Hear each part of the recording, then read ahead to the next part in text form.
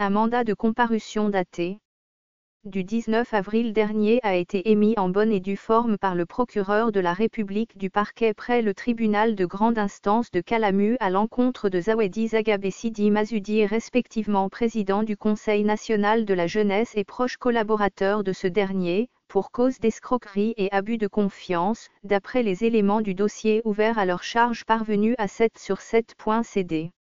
Cette action fait suite à une plainte déposée par Benjamin Mutchangania.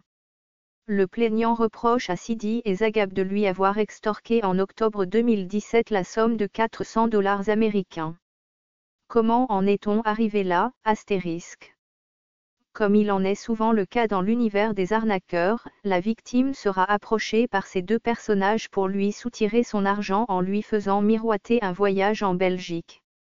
Comme il fallait bien s'y attendre, la bande à Sidi n'étant pas là, maison changeant, attitrée à attribuer le précieux sésame, en l'occurrence le visa, préalable pour tout étranger non européen désireux de séjourner en Belgique, quel ne fut pas le désenchantement pour Mutchangania de se voir remettre son passeport sans le visa promis. Sans se lasser, ce dernier tentera le tout pour tout sans succès jusqu'au jour où Sidi prit l'engagement de restituer l'argent indûment perçu, se désole la victime. Curieusement, 6 mois après, toutes ces démarches pour récupérer son argent vont se révéler infructueuses, se plaint Mutchangania. Par-delà l'action judiciaire entreprise par la victime, cette affaire éclabousse Sidi et avec lui, tout le conseil qu'il dirige au nom de toute la jeunesse. Au dire de certains, l'affaire Mutchangania n'est que la partie visible de l'iceberg. Une forfaiture qui ressemble fort bien au phénomène, gulu, assimilable à la traite d'êtres humains. Il est fort à parier que nombreux sont les jeunes qui pourraient être victimes de ce genre de pratiques honteuses de la part de ceux qui sont pourtant censés les encadrer.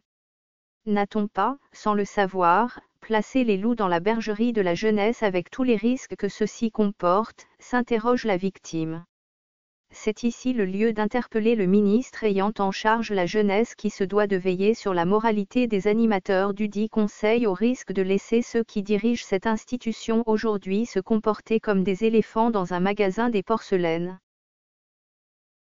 Ce fichier audio a été créé par Panopreté Basic, vous pouvez le télécharger sur www.panopreté.com.